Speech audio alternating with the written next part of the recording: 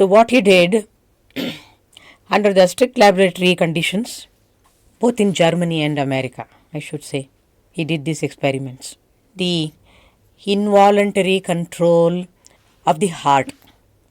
What I mean is, medical science believed that heart is something organ which cannot be controlled in any way. Right. You have to just accept its functioning. It's an involuntary muscle. Yeah. they say. So he said involuntary functioning can be voluntarily controlled. And he demonstrated that he increased the heartbeat to such a maximum extent that even the scientists sitting over there were like dumbfounded and scared that this yogi sitting in the lab would die Right. at any moment. And they wanted to stop the experiment. Then he had to convince them that I can do little more than this also, but your tools, equipments are not ready to measure whatever experiments I am doing. Right. So you have to start upgrading your equipments. Next time I will come and show you much more and many more things about yoga being a big, great science. And just by his gaze, again in the airtight compartment in the lab, he turned to some degree whatever he had promised to the scientists, a spindle needle, to turn 90 degree or little more than that. I have forgotten the minor details of his experiments. Just by his gaze. Just by his gaze. So like that many more he did.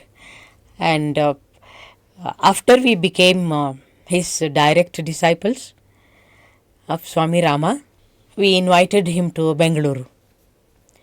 2 days we had a big program, and one in Institute of Engineers, where selected top level doctors and engineers were invited to be present in front of Swami Rama when he would do certain experiments, and they could come near him and check whether it is true or not. So 2 performances he did.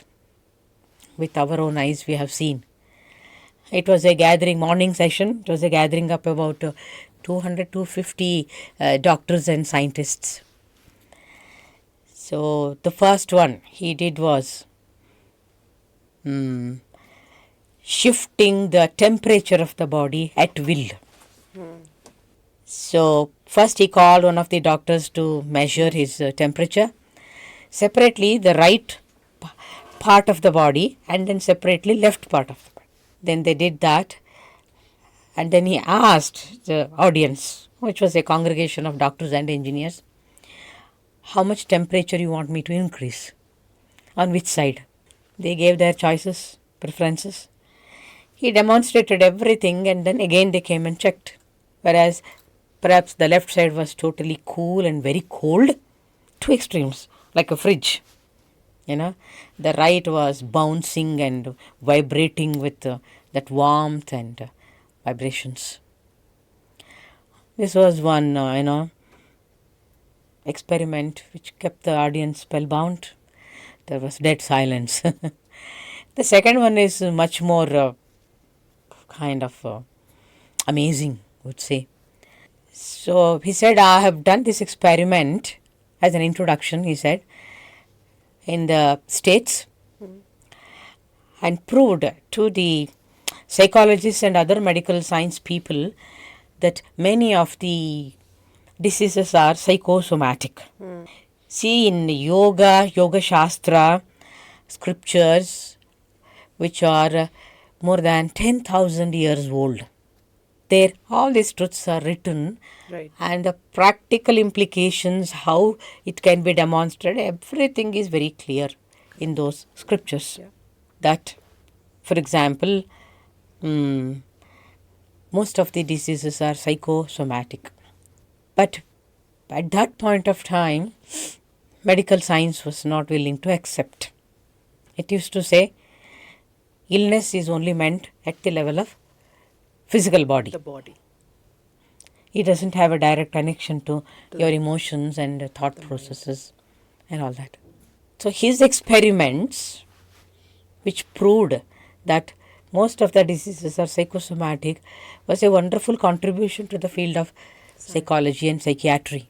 So today, whatever revolution you see and the change shift in the attitude of the doctors in therapeutic aspects, that so many varieties of therapies have evolved in today in the Western world, and it has been passed on to other parts of the world, are all because of the efforts of such yogis in the last century. And based on his experiments, there came lot of medicos and different people of different calibers, and there was so much of activity related to psychosomatic diseases and researches, and medicines being manufactured to treat them in different ways, and also a trend where medicines completely zeroed down and so many other therapeutic aspects were evolved, whereby the holistic health of the psychiatric patient could be restored.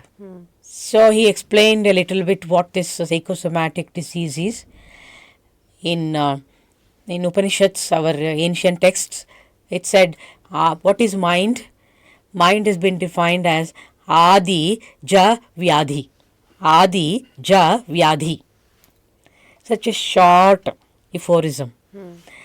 And this aphorism talks volumes about what this mind is about. Adi means, actually in Sanskrita, mind. Why? Swami Rama calls the mind as the most ancient traveler. Perhaps there is nothing ancient than this stuff called mind stuff. So the same ancient traveler, who is called the mind, is traveling since ages, taking new bodies and varieties of bodies. So Adi means the mind. Ja means the birthplace. Suppose we say Neeraja. Word Neeraja. We have this common name, right? Neera means water. Ja means born. That which is born in the water is Neeraja, that is lotus.